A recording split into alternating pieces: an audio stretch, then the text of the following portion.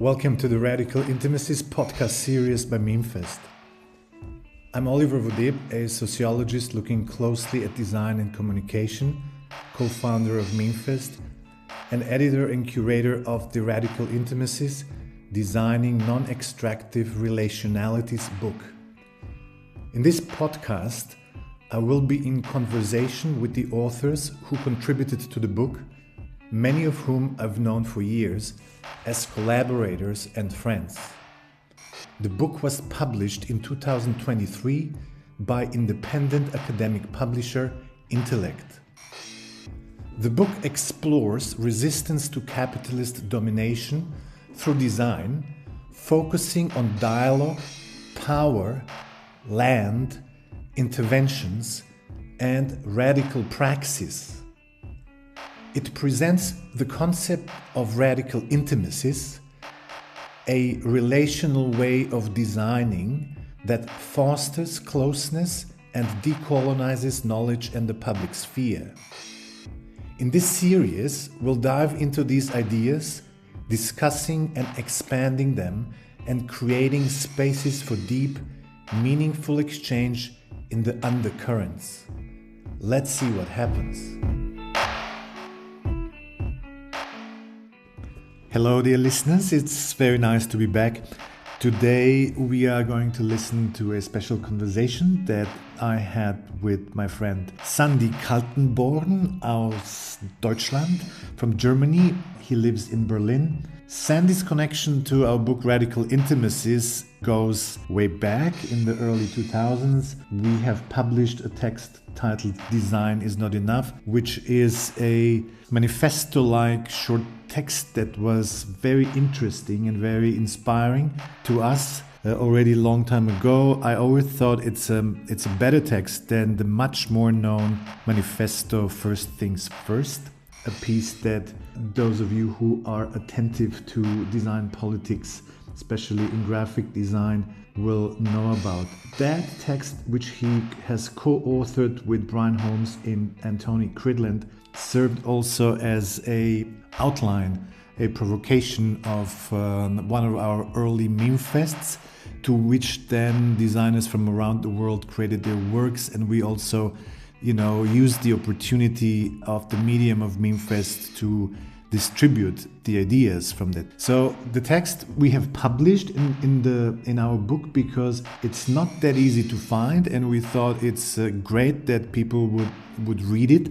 But also Sandy was taking part in the Radical Intimacies Festival, the symposia, the workshop sessions here in Melbourne in 2014, where he was a speaker at a symposium and also one of the great mentors of our workshops. I always had a lot of respect for Sandy. I thought that he has incredible integrity with what he has been doing for decades to run a studio that he does, which has at its center a deeply political dimension is hard. And I would think that, his studio is one of the rare studios that has been around for such a long time, doing amazing projects. Our friendship goes back for several decades, and it's always a huge pleasure to work with him when there is an opportunity to do so. But let me tell you a little bit more about Sandy. Sandy is a communication designer and artist with Afghan-German roots. He's the founder of the Berlin-based studio Image Shift, known for its work in the intersection of design, politics, and urban settings. Since 1999, Sandy has been developing visual strategies and cultural interventions that challenge social norms and advocate for democratic participation. His design philosophy centers around the idea of designing in the social melee, a practice rooted in conflict, community, and care. In addition to his studio practice, Sandy teaches at various international art and design schools and has served as a guest professor at Burg Giebichenstein University of Art and Design in Halle. Through his teaching, public talks, and design work, he invites us to rethink design, not just as aesthetics, but as a socially embedded political and collaborative process. I wish you a pleasant listening, and till our next podcast. That was great. We started to talk about how small the world is with the internet, and the second we lost connection. So it's really great seeing you, Sandy. I feel that even though we live on the other sides of the planet, and it has been a while that we have seen each other like in person, in the same space at the same time. I think it was actually for the Radical Intimacy sessions in Melbourne, which would be 2014, if I'm correct. Is this possible that it's 10 years, 11 years that we have, since we've seen each other in person? Sounds strange. Sounds up too much, Yeah, 11 years. I can't believe it. You still look the same, though, I have to say. Thank you. You look as good as always. Yeah, I just shaved this morning. So all set for the interview. Wait, right. No, it must have been 11 years. You're right. But you've been to Europe in between, and we haven't met. I remember that you were traveling Slovenia and some other places, and we haven't met then. So yeah, realizing that it is definitely time, for us to meet in person. We have to do it somehow. But you know what? Like, because we speak somehow semi-regularly, and when we do on the phone, it often is just, my intention is, if I call you, to say hi, and then we end up talking for an hour or more, so that always is very dear to me, and it's, and because of that, it didn't seem so long somehow, That's true. Yeah. That's true. Yeah. So before the cosmos broke, our lines, when we were kind of thinking, how great it is that we can connect so easily, you were, I had this nice thought. I thought it was nice. So you were explaining that you were living somewhere else. Where were you living as a kid? No, I was living in Saudi Arabia. My parents moved to Saudi Arabia. They got some professional work to do there. They were building part of the construction of the King Abdulaziz Airport, which is located outside of Jeddah, which is an economic center in Saudi Arabia. And it's an important city because it's close to Mecca, which is, of course, the holy place of all Muslims, etc. Well, anyway, they were part of the construction company building that huge airport, which had like 3 terminals, like for the King Terminal, the Hajj Terminal, and the International Terminal. So it was a big construction site, and it was like a little European and Western American village or city, actually. Yeah.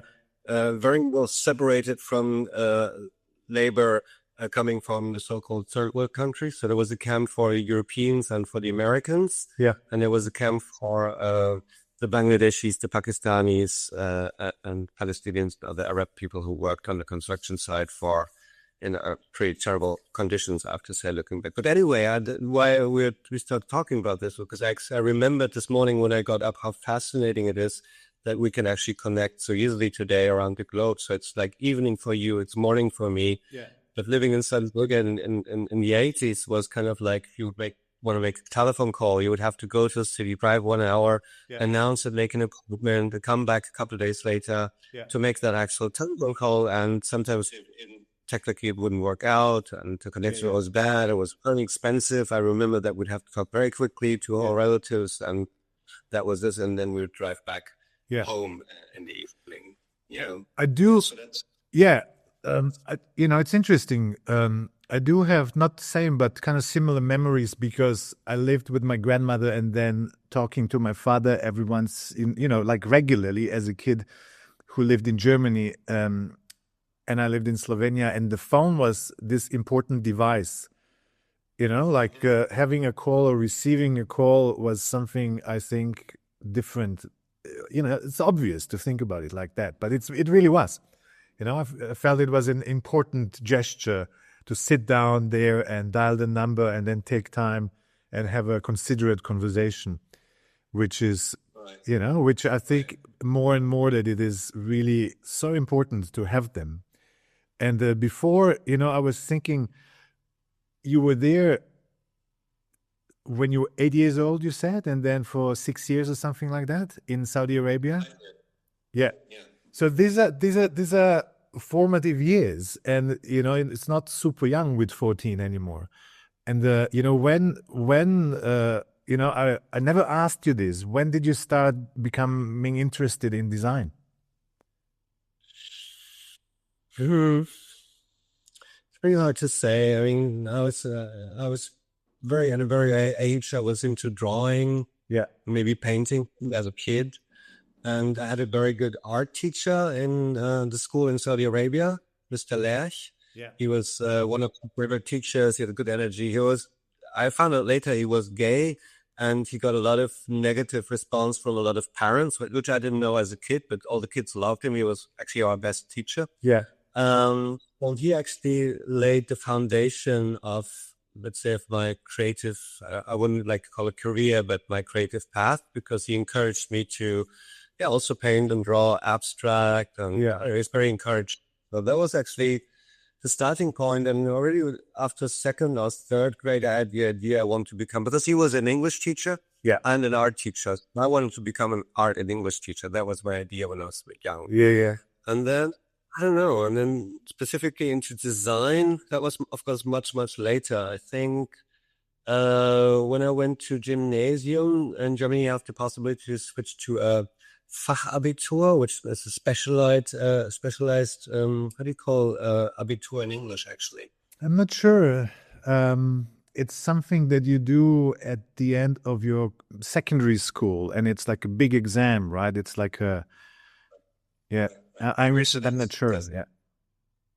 You could specialize, and they probably have this in other countries too. So I specialized in so I have a Fachabitur in design, basically Gestaltung, which is not a good translation. Yeah. So that was clear I was going to go to art school eventually. But then I went to the US, to San Francisco, and it got delayed. I came back to Germany later, and then went to art school and studied design or communication design later. Yeah. So what about you? Well, I was very interested in communication when I was studying sociology. A lot of undergraduate, a lot of the subjects that I could pick as electives were coming from the media and communication studies area. So I was very, very interested in communication, the public sphere, and especially propaganda back then. So my diploma for my undergraduate was on propaganda, and kind of propaganda and the ability to change cultural patterns. And I as part of that, I did a project which I was leading back then, and I was leading a project called Project Propaganda, which aim was to somehow, provocatively use the name propaganda, because I back then didn't really make much of a distinction between commercial advertising and propaganda. I thought that they have huge similarities, which was something that freaked out the advertising professors at our faculty, because they, of course, their opinion was that advertising is information, and it's clean, and it's definitely not honest, definitely, and necessary. And back then I thought it was great to use that term while doing projects with students and inviting professors interdisciplinary in these workshops. And it was called Project Propaganda. And one of the things, so it's kind of like a very early meme fest, very early meme fest. And one of the projects we did was a project for the student organization, which in Slovenia has substantial amounts of money. And somehow there was an interest. They wanted to do a pro legalized marijuana campaign, and I thought, well, that's kind of cool. But when we then started studying that, and I had some knowledge of this topic from before, we shifted it into problematizing the drug prohibition. So it became a kind of a campaign that had the slogan "Prohibition blinds." It was the first smoke-in, in Ljubljana publicly, and because of the resources, we had this workshop outcomes. There were posters that were distributed across Slovenia. There was like a massive campaign, actually, which was pretty much the first campaign questioning prohibition as an instrument of social control. So, but this was just you were studying, right? Yeah. Studying. That's right. I was a student, and I was doing this as an undergraduate student. Yes. But then, because this was such a major project, it became part of my diploma work as well. So I guess, that was my interest in that early sessions. Well, earlier, which you would know because we met then, when I was doing the festival Magdalena, which I then left, right? So it was this combination of my interest, through sociology and media communication studies, and then stepping into advertising and into an advertising festival in Slovenia, which was massive, like the Golden Drum, one of the big global advertising festivals. And when I was there as a stranger, I was, in this 3-day, 4-day event, I was looking at that, and I thought, well, there has to be another way to talk about this. There has to be another way to approach this type of communication. And then first Magdalena, which I burnt myself a bit, but then Project Propaganda, and then Meme Fest, which still exists. Oh, so Magdalena was first, and then was Project Propaganda. Yeah. Oh, okay. So Magdalena, we were still studying when you were involved in Magdalena. Yeah, So I was in Magdalena after you left. That's right. That's right. Invited by your colleagues, former colleagues, later. Right. Yeah. So that's we met the first, actually, at the party of Magdalena when I was here. I know. That's right. And I was wondering, was this guy who's so weird and he talks a lot and he's so engaged. I was irritated when we met the first time, remember? It was a huge small party. It was a huge drum and bass venue. Yeah. And I do remember. Yeah. Well, I was serious already back then. It was a festival for young creatives. That was the idea. But I positioned it in the squat in Maribor. And my idea was to do the alternative.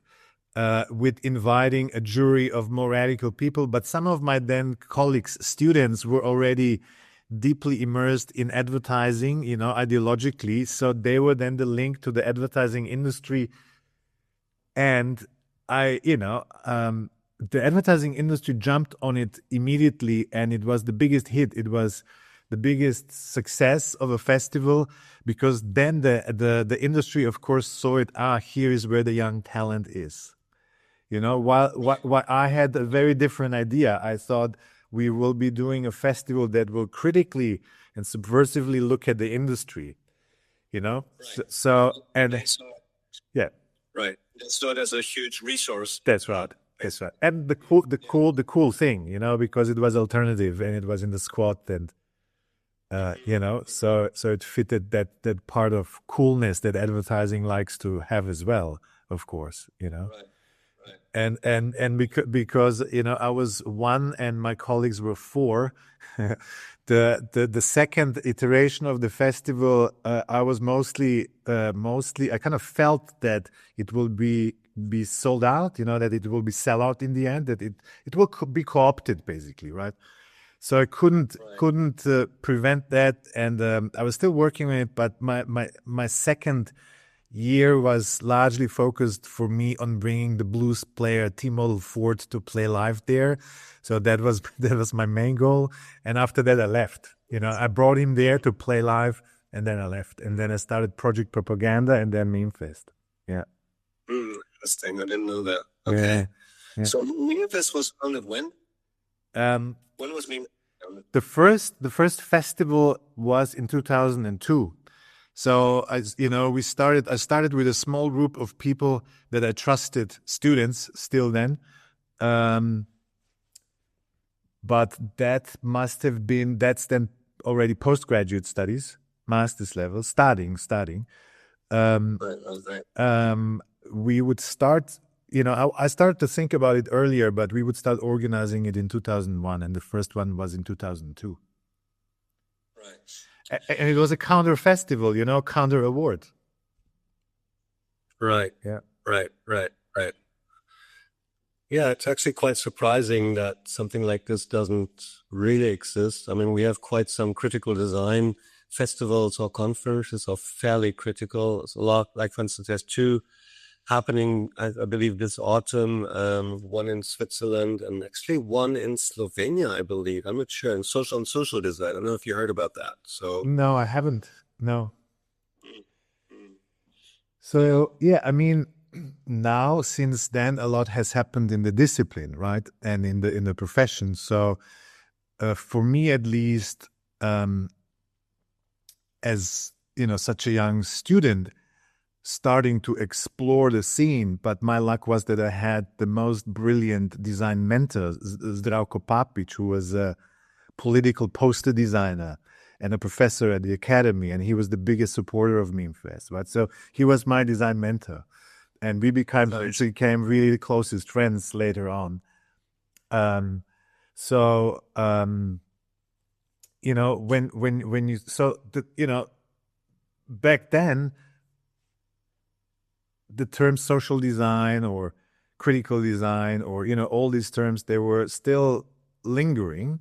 There wasn't that much. Now this is very established, and of course, this brings with it a good thing and a bad thing as well. So it's kind of the question to me: what's happening now with radical design? Like the circle, that I learned about back then, which was you, which was Kevin, which was Tony Credland as well. And then I started to collaborate with Brian Holmes a lot for several iterations of Meme Fest.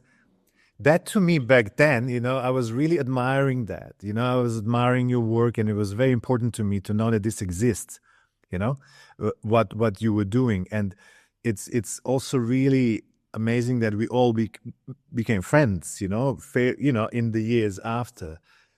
To me, that was somehow organizing these things from this little apartment in Ljubljana through the internet, because I knew Slovenia is too small, right? So we went on the internet immediately, but knowing that there is a very articulated, sophisticated scene, although small, that exists, that was great, and that felt like a support, and inspiration.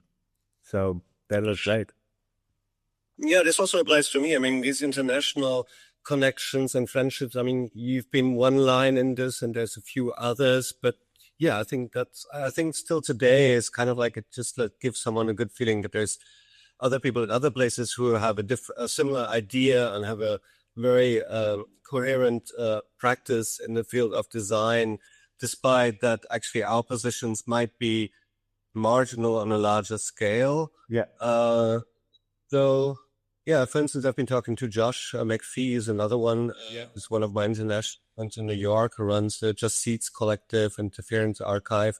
Yeah. Very different practice from mine, but very special and important to me at the same time. Yeah, it feels very empowerment, especially in these times of rising fascism in the US. We have comrades or friends and designers who try to figure out how to oppose these new right-wing or fascist tendencies. I find very valuable not to just only read about it in the newspaper, but actually to talk to people on the ground, which you're connected with, and we've been, then it's not only about the design practice. And when we think about design, it's about society, it's about culture, but it's also mainly about relationships between people. Yeah. So here we are having relationships with people on the similar subjects over decades, which is, I agree, quite a beauty and quite empowering over the days. Yeah.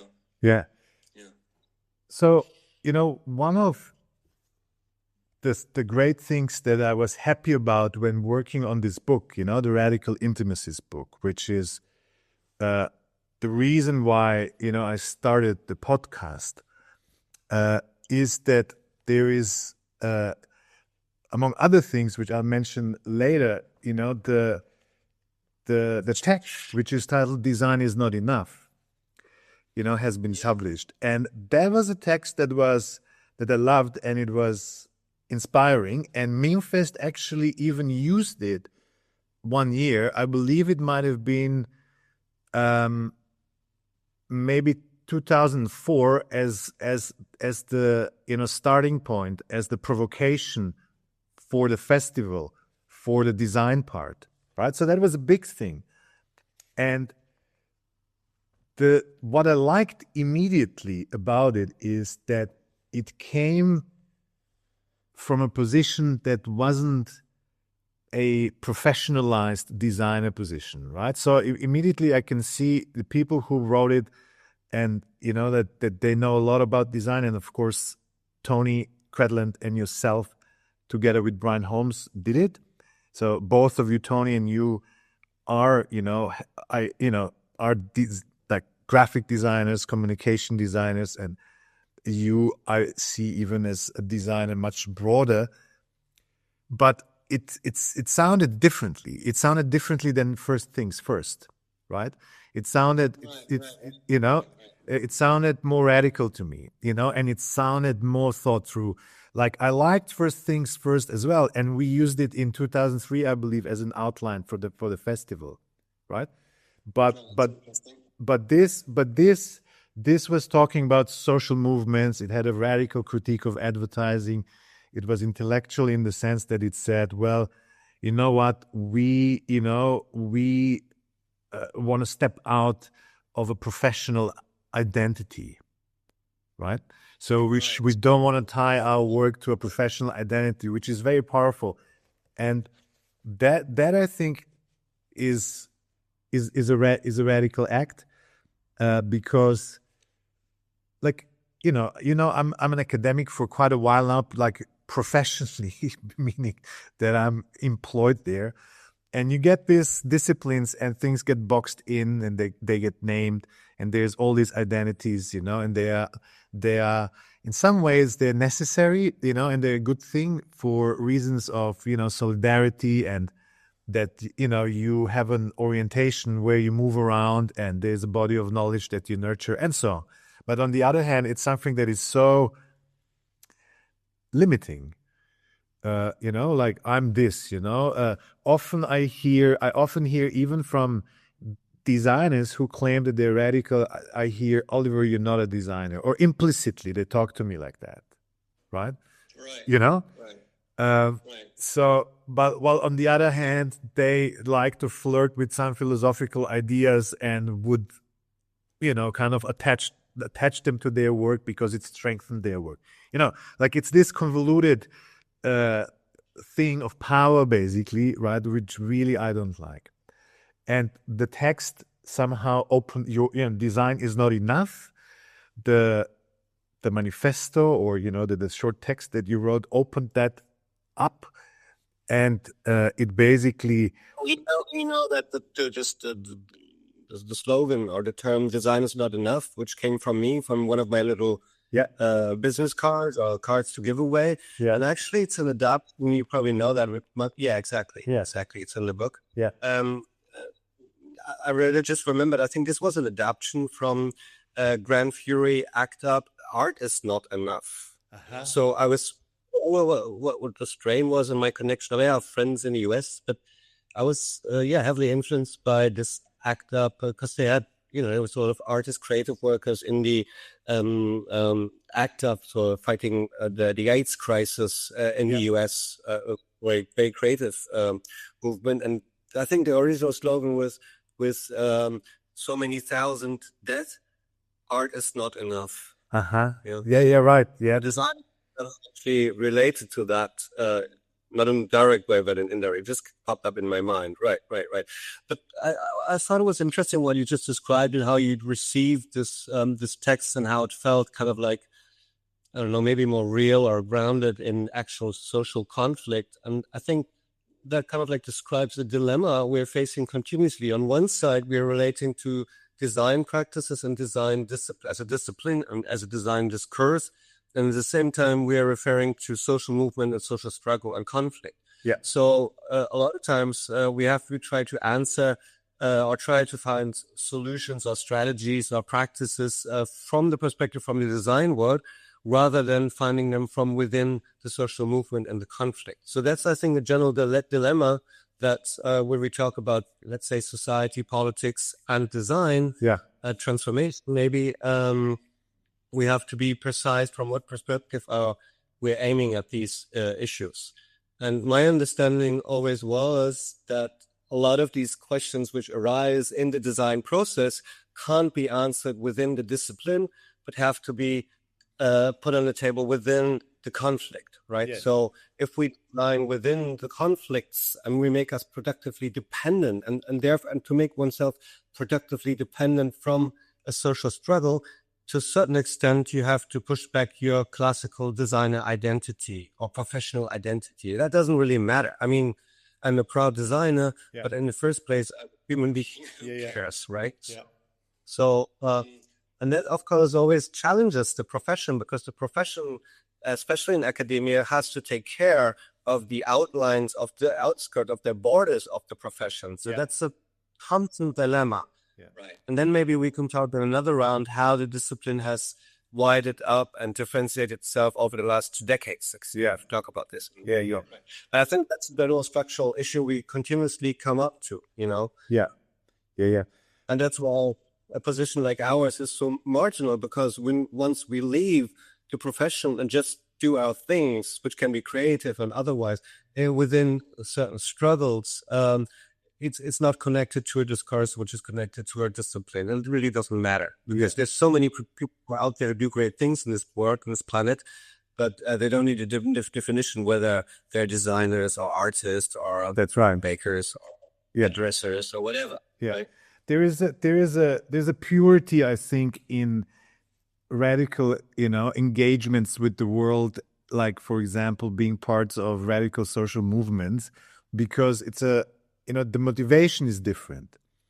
And so as part of, collaborations with more radical positions, social movements, in the end, I'm not working for money or for awards or for recognition, but it's, the challenge is more, what can I do for a cause, right? And ideally, and that's part of design is not enough as well, then it goes further and it says, well, we're about listening and open up the ears, and, the conversation is crucial, actually, right? So design leaves, steps away and leaves room for the conversation.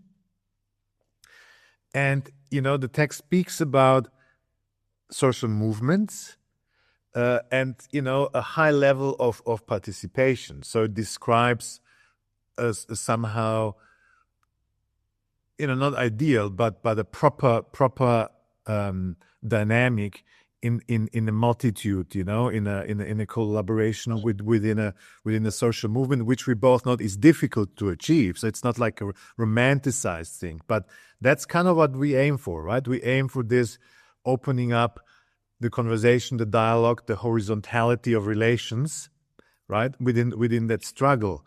So it's not important anymore. I'm respected designer and you are respected somewhere else. We can be interested in that because then we know what resources we have and we respect each other, but our common ground is what's more important, right? So we dissolve into that.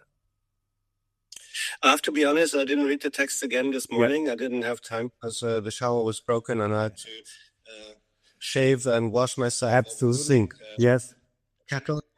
But I think we have a sentence or something like this in the text, which asks what actually happens when I'm receiving a call. I don't know. Sorry, I'll just push this away. Yeah. It's one of these fake calls, I believe. Okay, go away. So I think there's this sentence in the text where we ask what actually happens when designers enter a field of conflict or something like this. I don't know if you remember. So that's the same thing we've just been talking about. And what's interesting here, what's the contradiction is still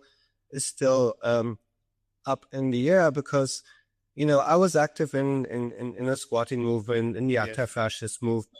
So whole to this. And then in the mid-90s, I organized a conference, a radical political conference, and I was part of the so-called culture collective or culture. And so I invited a lot of artists and cultural workers, which I did find very inspiring. I did very political work, but were not part of my activist surroundings. And it was really surprising when I met them that I realized they all had last names. So I was moving in a scene when only people would have only their first name. So why did all these artists and creative workers suddenly have last names, which didn't play a role at all? Because it's connected to visibility and to an economy. Yes. That's where the contradictions start. I mean, when we talk about these design practices, which are socially, politically engaged, we always have to talk about authorships. Right? So we're determined in these market and capitalist society to create visibility and authorship via our names, right? Our brand, basically up to brand. We made all publication on branding actually. With our fund. So that was very irritating at that time. I believe still that's one of the major contradictions, because when you say I do these things because I'm a human being, because I care, because I want to with my labor, I want to create something in this world which makes sense, which is not destructive, which is solidaric, which is emancipatory, etc. It means if you enter a collective, you lose your capital potential, basically, the way you name. That's contradiction, right? So I see a lot of practices which I admire a lot in the art world and the cultural world, but they're very much still structured and determined by market ideologies and dependencies. I don't think there's an easy solution for that, but to have this experience to vanish behind a collective, I think it's a very important and very, at least for me, and I believe this could apply for many others, I think it's a valuable experience people should make, that sometimes it's nice to forget about the money and about the economy and create things without these dependencies, right? It's a structural contradiction. It's liberating. So I'm interested to talk a little bit more in these contradictions, right? Like you are running. You're operating a design studio for decades, Image Shift. And by the way, I love the sentence. Question of soup. I'm running the studio. The studio is running you. I know. It probably depends on the period, in the time, agree. So I love the sentence. I think it goes visual communication and other misunderstandings, right? So Image Shift, that's the name of the studio for our listeners. And then it says, the first thing you read, it's visual communication and other misunderstandings. Can you please tell us a little bit more about that sentence? How do you see that in relation to your studio? Well, first of all, it describes that I'm a very identified communication designer. So a lot of my work and my practice is about communication, and the claim of the studio, visual communication, other misunderstanding, actually elaborates on that, saying that communication is something precarious. Right? So the understanding of marketing and even branding to a certain extent is I have a message, I'm sending it out. So person A sends it to person B and the message stays the same. But that's not how it works. The recipient is part of the communication process, and the information we receive on the background of our socialization, our cultural background, of a lot of things. So it is a productive approach in describing communication as being precarious. Yeah. That's the general understanding. Yes. I like it. Today I was giving a lecture to my students, and I was saying that commercial extracted ways of communication, like advertising, commercial advertising, which design is not enough. The text also, heavily criticizes and says that's the enemy. That's the enemy number one, right? Yeah. So, so. And a lot of things have changed in that sense. Sorry, we should. Yeah, of course we will. We will.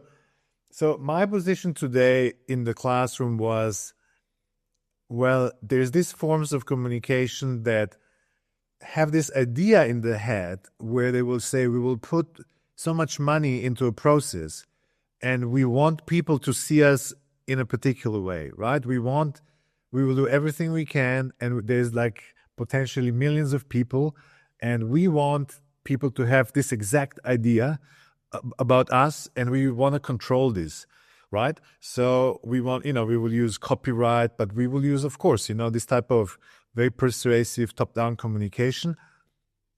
And I said, now think of that if this is a relation, right? Between, think of it as a relation, and that other party wants that, it wants you to think about them in exactly one way, no room, for going left or right. So it's a very violent act, actually. It's a very violent type of communication. While the misunderstandings, I think, is I see what you were saying, right? And I understand what you mean. I also love it from another perspective, as in, well, the misunderstandings are a good thing. Because if there are misunderstandings, then the communication is more open. It's not violent, right? It's not, there is something where it's very natural to not understand each other.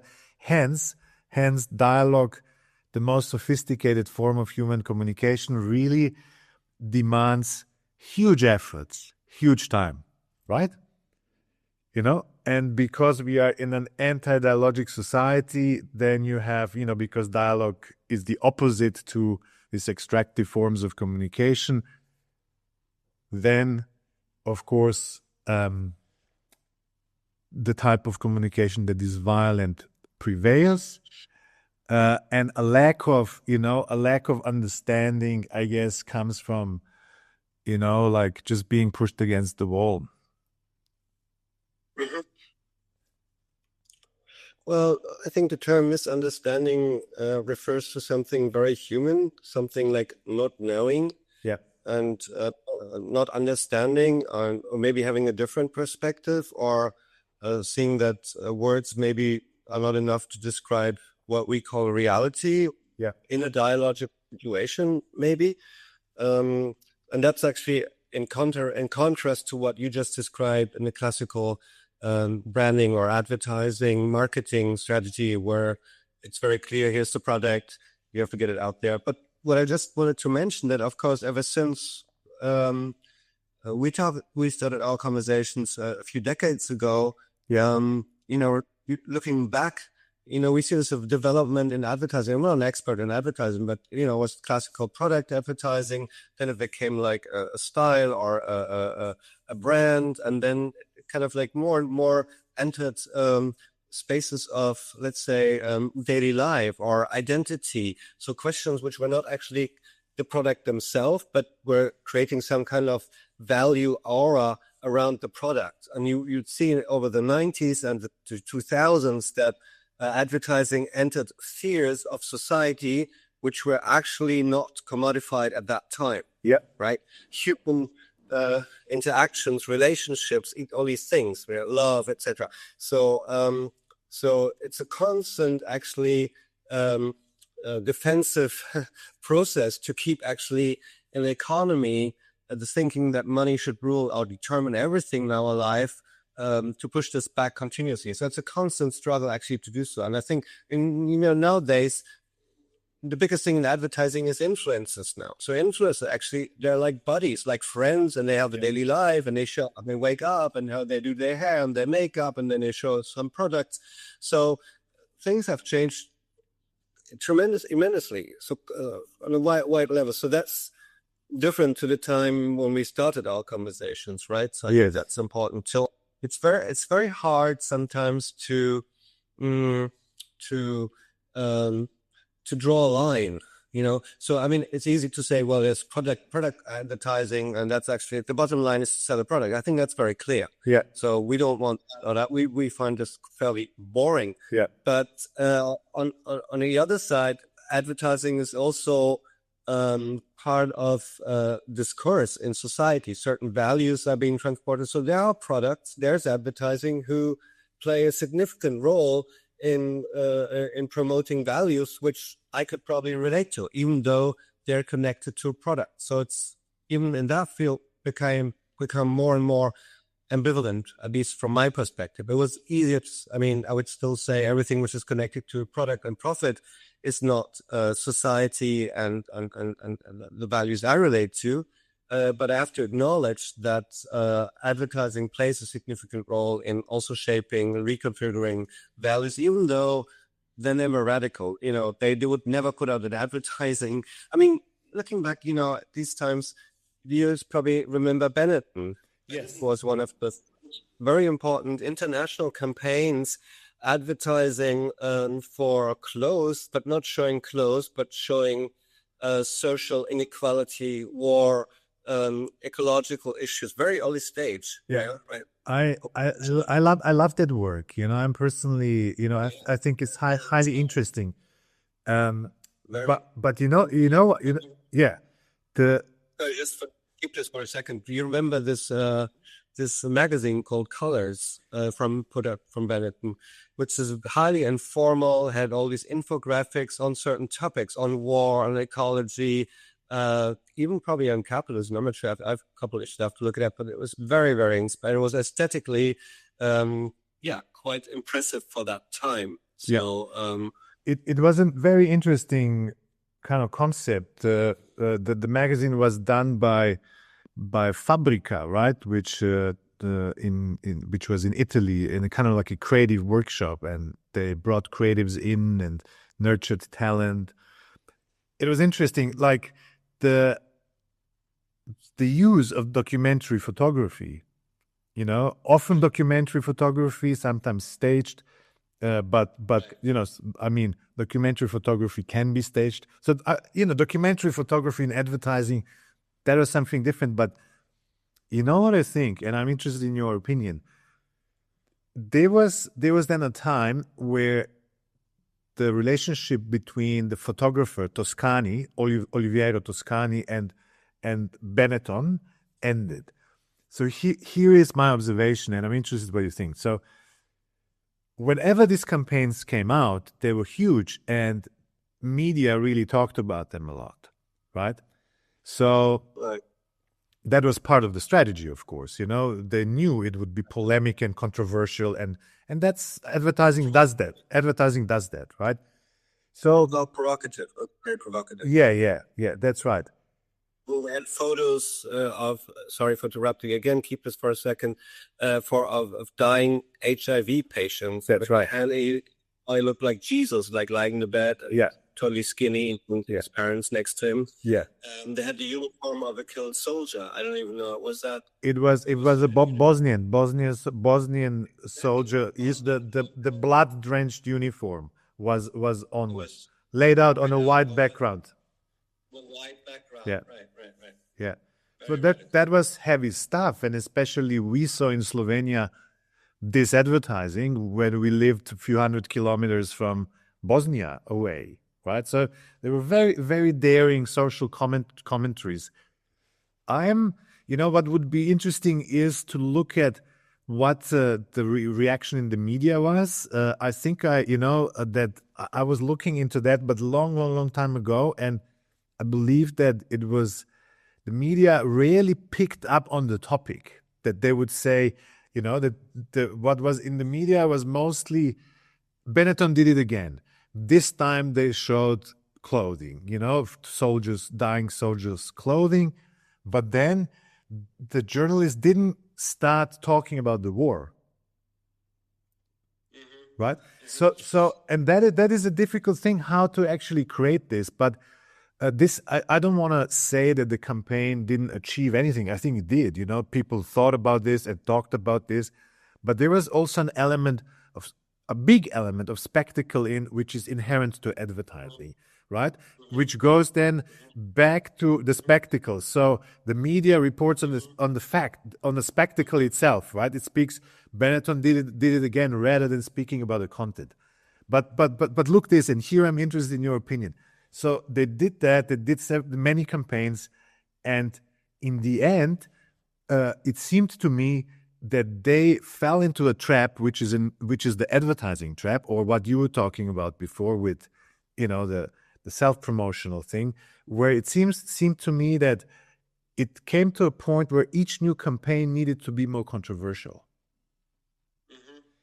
And then the last campaign was a campaign where they took prisoners, death row prisoners from U.S. prisons. Oh, yeah. Right? Yeah, and this then felt to me, well, this is how far you try to push it more. And somehow there was a huge backlash, and Benetton somehow didn't receive a positive response anymore. And then it ended. Then Toscani was fired basically by Benetton. So it's interesting that the vehicle of advertising still had these traps of spectacle, of being self-referential and having to be louder and more provocative each time, because otherwise it would not be the new best thing.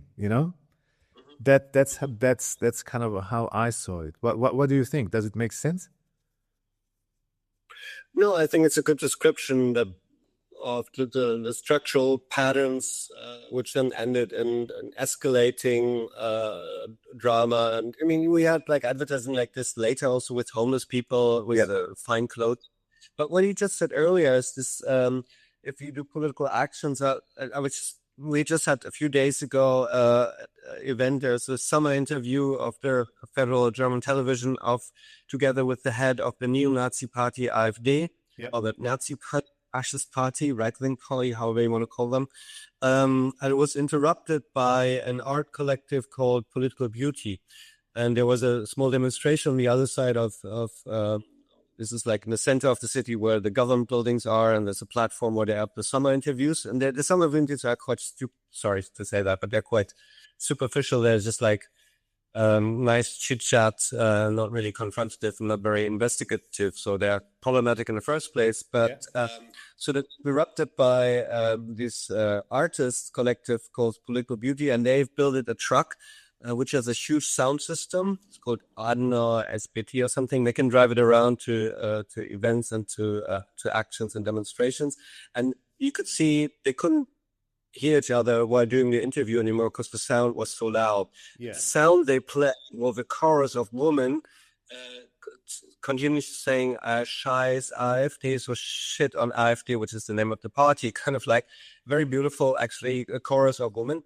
But same thing, there's a lot of talk about the action, if this is appropriate to interrupt such an interview, rather than talking about the fascist threat by such a party, right? So it's a similar thing you just described with the patterns in advertising.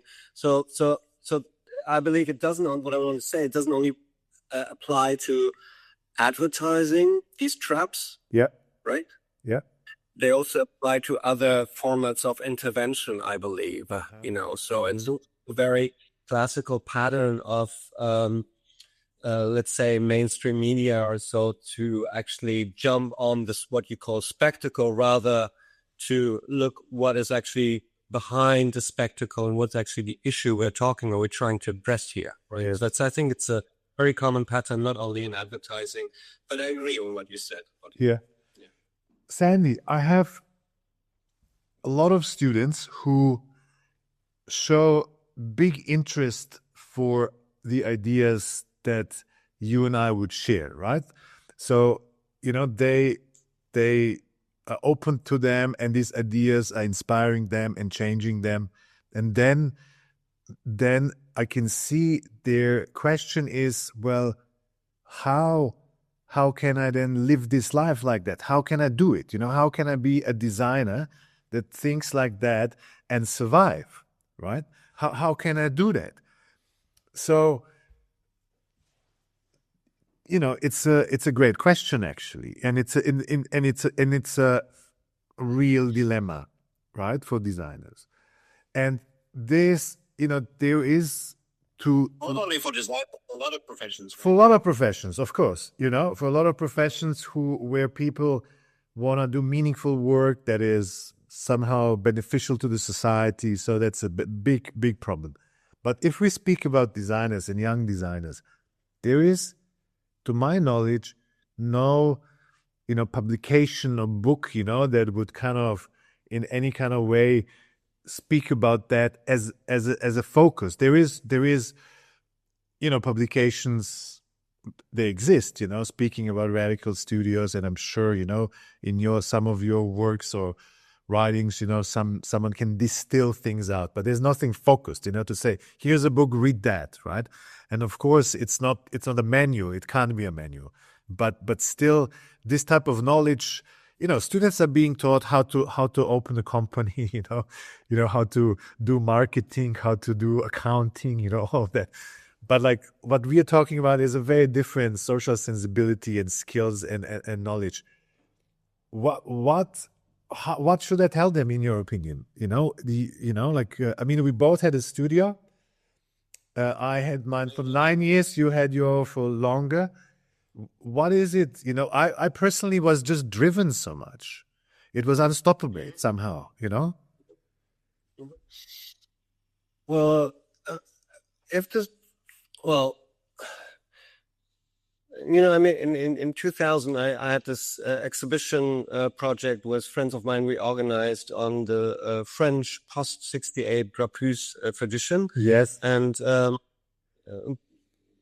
many reasons why I did that. Very interesting graphic design history after in the 70s in France. And Gérard Paris-Clavel, who's one of the founders of the Grapus, famous Grapus collective, in an interview I made with him, he basically said, well, there's no demand for social graphic design. There's no demand by society of things which really make sense. We just have to do them, something like that. Right? So how to oppose, well, let's say it's very simplified. Well, how to make a living in contrast to everything being commodified and being market and being a product, basically, in a society which is structured by these market demands. So that's a contradiction. So in education, I believe, or in teaching, the first thing we have to learn, or we both as teachers also still have to learn how to become and stay human. Yes. Right. So that's the first thing. And maybe then you won't make a living of graphic design and art. Maybe you be more happy becoming a cook or a taxi driver.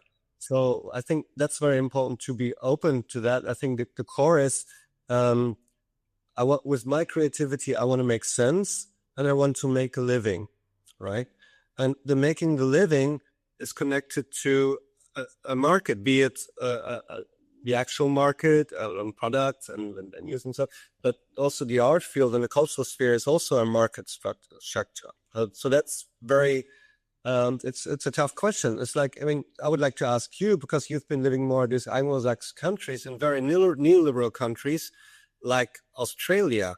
Like in Germany, I can say we at least, a lot of these practices, or my practice actually wouldn't have been thinkable without a heavy funding of the art and the cultural field, So that's a very rich country, and to have an insurance for artists, which pays half of my insurance, which are the struggles in the 70s. So it's an economical setting where certain practices like mine can emerge, but that doesn't necessarily apply to, let's say, southern India, state of Kerala. It's a very different setting. So I don't have answers on that. I believe that practices, social practices, social design and art practice have a value which are not necessarily economical values in the first place.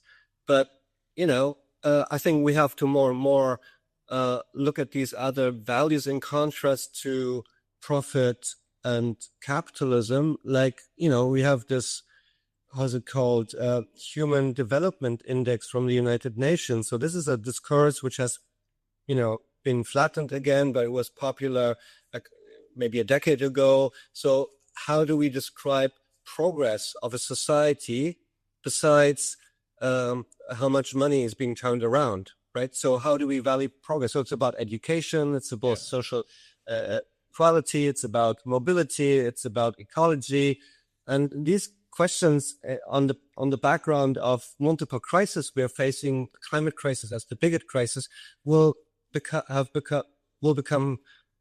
get more weight, basically. So maybe it's for instance, just to give you an example, I've just installed a solar panel on my balcony. Yes. Right, and I get €250 from the state of Berlin to put it up. Yep. Right, but the housing company actually is making it really difficult to put up the panels. That's one thing. The other thing is I have to contact my energy supplier, the Stadtwerke Berlin, and I want to lower my costs. They don't have any interest to lower my costs and make me independent because they make their money, even if they're state-owned, by gas.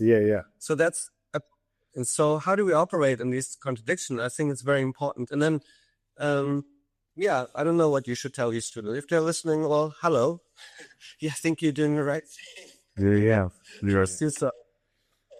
There's no easy answer. It's also not our duty as teachers to have solutions and answers on all these questions. But I believe that certain values and being an upright citizen should be a good part of the education, right? And so now we're in Germany, especially in Berlin, heavy cuttings, and again in the cultural and in the art field and in education. So there's a lot of shortage of money right now in the system.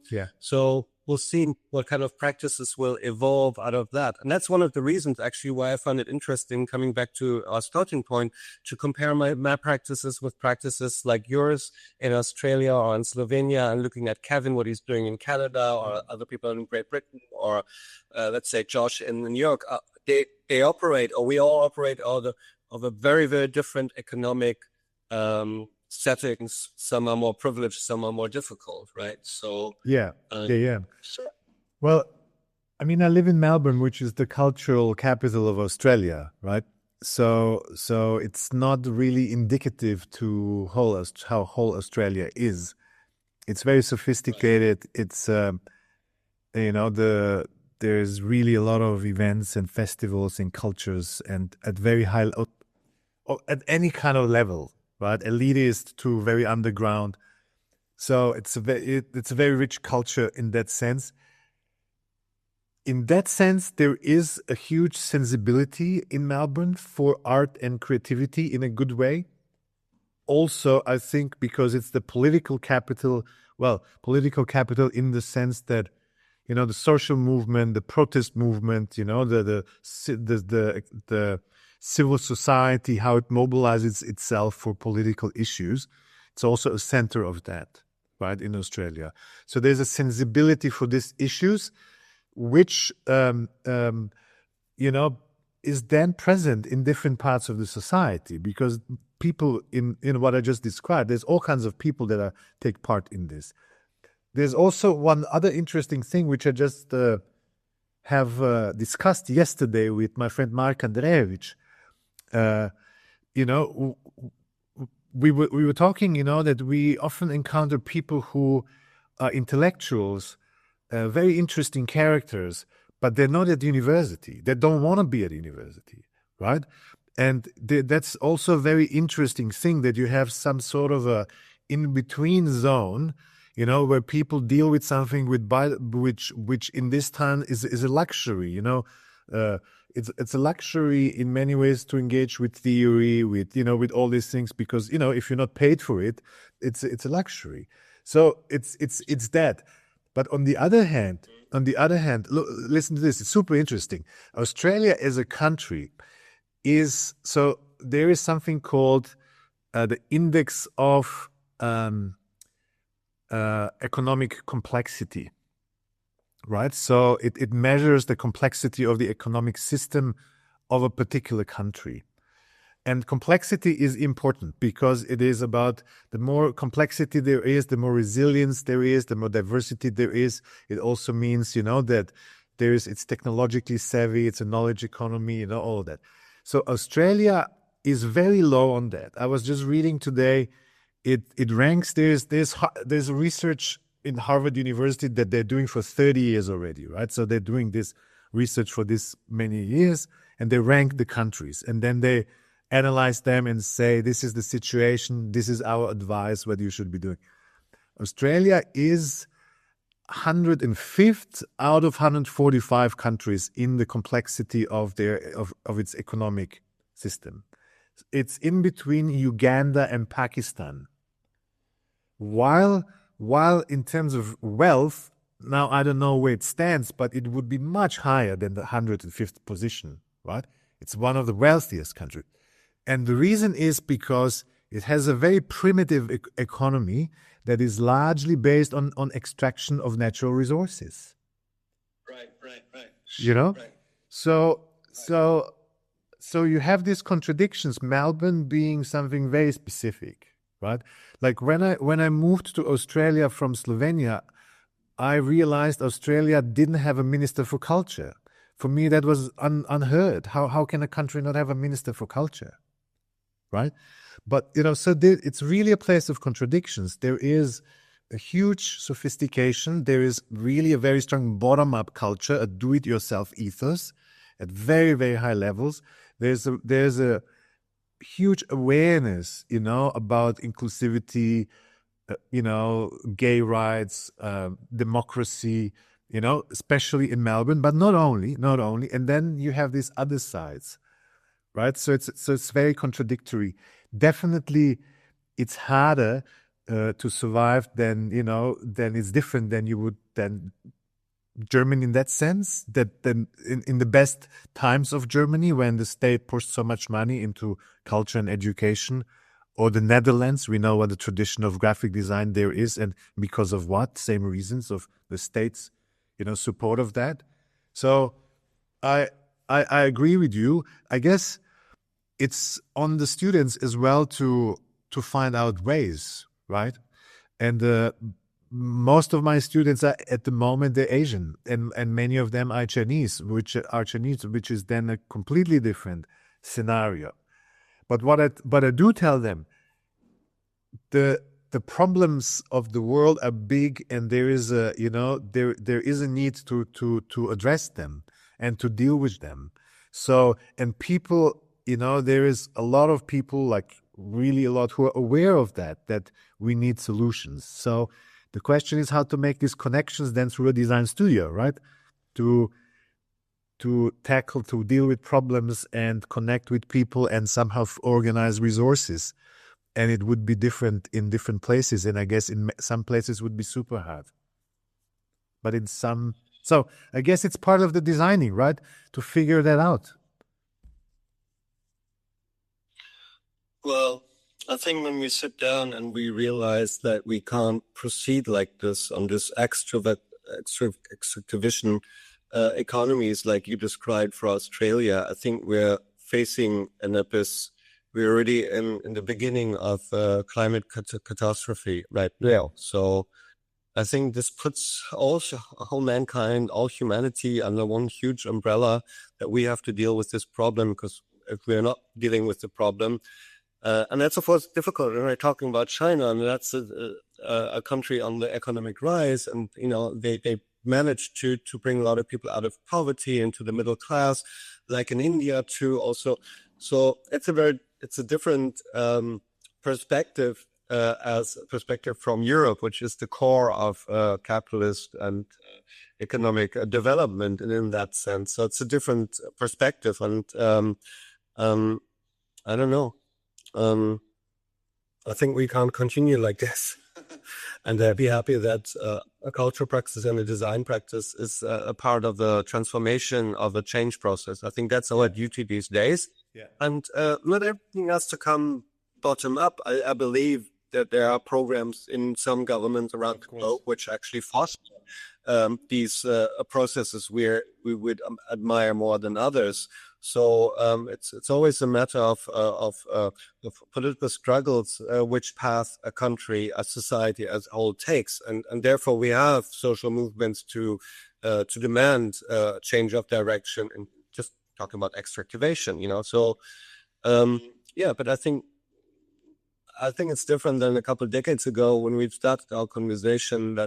I really believe that these multiple crises we're facing around the globe right now are expanding the problems to a dimension where academia and mainly most kinds of society, most fields of society, don't have one solution to offer, because we're all overwhelmed. And not only even talking about the rise of fascism at the moment in the United States, what's happening there, but I think we're all a little bit overwhelmed. And I think a good starting point is to acknowledge that we don't have answers, but we have certain values we want to stick to. And I think in terms of the humanity at scale, we have to, I think the job of teaching institutions, of academic institutions, is to foster these values and to widen these values. We're talking about a very marginal field. If you look at the education programs in Australia and in the US and Germany, the vast majority is all about economic progress. Of course. Right? Yeah.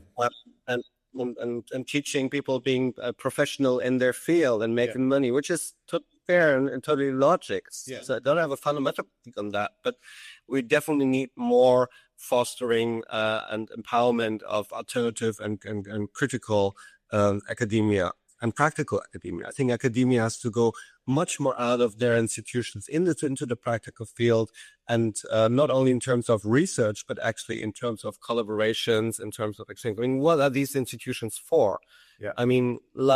Like cultural spaces or art spaces, they are actually there to create discourse and dialogue. Coming back to dialogue. So, and this also applies for science and other, there are dialogue, spaces of dialogue. And they should not serve a market, they serve humans. That's static. Sorry for simplified here. I see it very, very similarly. Also, I would like to say that I do think that among younger, designers, or in general the population, there is, there is a strong awareness. There's not a lack of awareness about these things, and I think the discussions within design, if I think 20 years back, they have substantially moved. So the work we all have done in our own ways has had tremendous impact, so it's a big difference. But the times, you're right, are different, but some dilemmas are the same and some difficulties, are the same. Perhaps maybe many people think that for a younger generation, the students 18, 19 years, it's harder for them in some ways to see a bright future. While I didn't really have this problem back then, I was frustrated with the world. I saw what capitalism is doing. I was sad and agitated at the same time, but I didn't feel it was like a generational issue that much. While here I think it's there is a different precariousness at the moment, but I hope this will then act as an inspiration, and it surely does in many ways. It definitely does. It definitely does. Well, history doesn't develop as a straight line, right? So there's always frictions and U-turns, and we don't know how things will develop. But I agree that, the promise we're talking about Germany, or let's say West Germany to be more precise, the promise was always get an education, work hard, find a wife, very patriarchal, very sexist, get a car, build your house, and eventually retire and go to whatever, Canary Islands. So that was kind of the contract. We provide the framework so you can prosper in this understanding. And this is broken. I will never make the money my parents made. This applies for a lot of people in my generation already. And I'm already much better off because I can harvest the wealth of my parents or my parents' generation. Where the younger generation, which are like between, let's say, 20 and 30, they truly understand this is not possible for them. Same applies for Britain. Same applies for the US. The promise is broken. American dream is broken. We can see that's one of the bases of fascism now. US, because the promise of the American dream is broken. Right. And on top of that, climate crisis. Does anything make sense when this world collapses? So I agree, the conditions for young students today are tougher because they have a lot more on their back. Additionally, we see a lot of, let's talk about design, a lot of automation, a lot of technical progress, which is on one side always a democratizing the tools, but at the same time actually taking work away from people. So we have a lot of overlapping developments which are concerning, and society as general or the economy doesn't provide answers so far. Right. So it's more about in education, how do we navigate within these contradictions and these difficulties? How do we make sense of our living? How do we become happy humans, and not only happy for ourselves, but in the sense of solidarity to others in society? That's the main question. And of course, there's always people who specialize, who are fantastic illustrators or UX designers. I'm totally fine with that. That's very important. We need that. But in general, that's a tough question. So some people will become little rock stars in design. If you enter a class and you have 15 or 20 people in front of you, you already know that there's only a certain percentage who will economically make a good career. The vast majority will have to navigate somehow between precarity and somehow being acknowledged with their work. That applies not only for designers, it applies for most of the professions. I mean, capitalism is a system where there's winners and there's losers. Well, how it works. That's right. It's not There's no loser. So we're producing, as winners, we're producing losers. That's the logic. Competition is the logic of the market of capitalist culture. We shouldn't forget that. It's not solidarity, and equality. It's about competition. And we are all thrown in the system without having been asked in the first place, right? Can we perhaps, as some of the kind of final thoughts, right, for the podcast, right? Can we perhaps say, well, what we should be focusing on, what we should be researching on, what we should be developing together is, we started with this discussion, the professional identity, right? Remember today, right?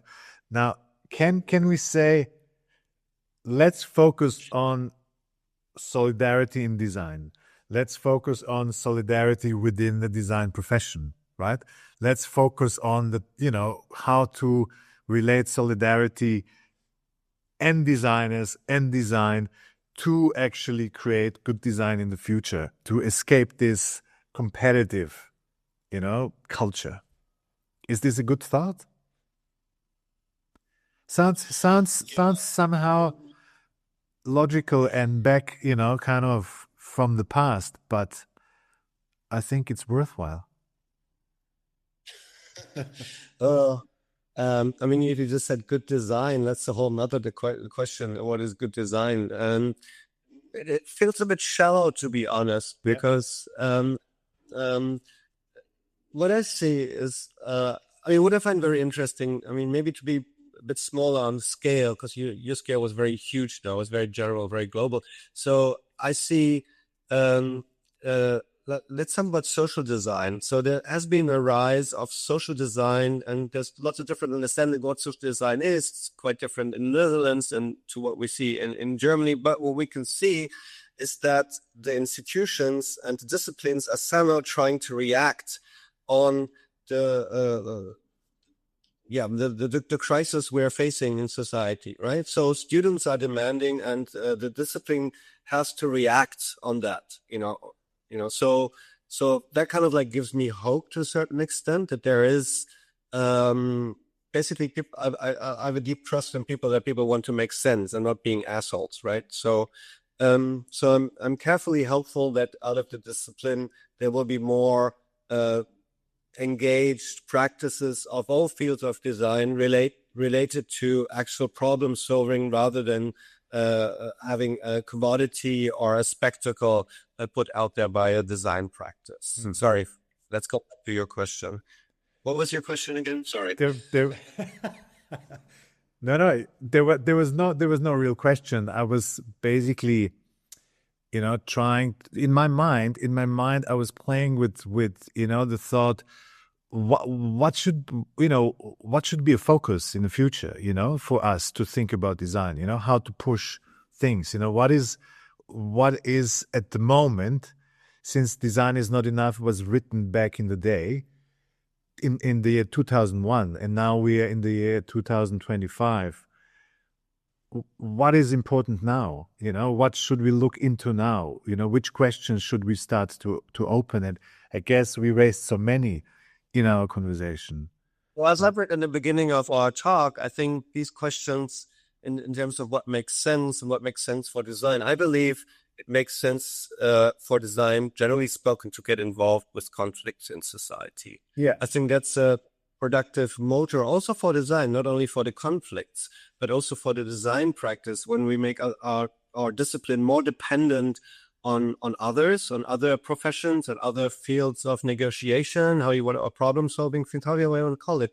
I think we really have to go out of academia into society rather than trying to order up or describe or define, narrow down our discipline. Absolutely. That's a very important move. And I think it's partially happening. And that's where I have a lot of trust in young people, that because they sense, they just need a little spark. Yeah. Like for me, it was like when I came to my art school and I met Alex Jordan from Grafhus, it was just like, oh, this exists. I can be political, I can be an activist, but also do design. Yeah. So we need some sparks here and there, but I have deep trust in young people that they have a sense what in terms of what makes sense. So generally spoken, I think as mentioned earlier, the questions we're circling around not only apply for our profession, they apply for all professions and the faith. I mean, now look at the US. That's a valuable question, and some students sometimes ask that when they're a bit down or depressed. So why should I make a poster when the world is collapsing tomorrow? And how can you go to design school in Los Angeles these days while your neighbors are being arrested by Gestapo-like ICE officers with masks? How can you stay human and design something beautiful for an exhibition while your neighbors are being carried away? I think it's a question design students in Los Angeles have to ask themselves right now, right? So and what role do institutions, and we can see in the US how the universities and the academic field is under pressure by this right-wing fascist movement right now. So we're in the midst of a big struggle right now. So we could ignore these realities, and we can just like stick to our profession. No, I'm just doing my job, right? I'm just doing my job. I'm just an accountant. I'm just fulfilling what my boss said, or what my product demands, or my economy demands. So sure, we can continue like this, but I don't think that's neither a solution for the demands in society, nor are they giving us any answers on the development in design. Yeah. Right. So I think design more and more, at least that's what I'm interested in questions of strategy, social design, and transformative designs. These are things, when we started our conversation many decades ago, it was a lot about graphic design. That's right. The idea, very idealistic, that we put up messages and people react, and we make some dialogue, and this dialogue is part of a larger transformative process in society. That was in the setting. I still have a lot of trust in social images and good communication. Me too. Yeah. Well, I still have a lot of trust, but to a certain extent, it's also a bit nostalgic, because we see the limitations all along, and we see a lot of these practices are related to very small circles and interior discourses rather than really a wide thing. So, so from my practice, which was a shifting point to really detach myself to certain. I had to talk with this designer, Rudi Bauer, from Integral. I met him once. Yeah, nice guy. And he said in his talk, it was like a few weeks ago at the University of Fine Arts of the UDK, and he said the most freedom in his life he experienced when he forgot about being a designer. Yeah. Right? And that was very beautiful and, of course, irritating. You have all these design students in this class, and somebody says, this elderly guy says, like, well, I felt really free when I stopped thinking myself as being a designer and rather doing the things I want to do. Yeah, that's right. So, yeah. Anyway. Well, I think that's a great final thought. Okay. Thank you, my dear friend. Thank you, Oliver, and we'll be in touch in the next days. Yeah. And thank you to all our listeners who have witnessed these two weirdos, one in Berlin and one in Melbourne, chit-chatting about design and politics and some other weird issues concerning this globus we live on. I really liked it. So we'll talk soon. Thank you. You too.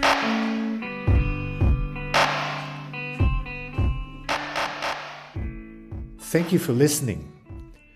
This podcast is a production of Memefest and Intellect, publisher of Original Thinking. It is a celebration of our collaboration and Intellect's 40th anniversary. The podcast is produced in Naarm, also known by its colonial name Melbourne. We would like to pay our respects to elders, past, present, and emerging. Sovereignty was never ceded. The music at the start and end of each episode is by the band Bait from Boona in Victoria, with members Michael McGuinness and Malachi Doyle. You can find them on Bandcamp. Check them out. Thanks. Until our next episode, take care.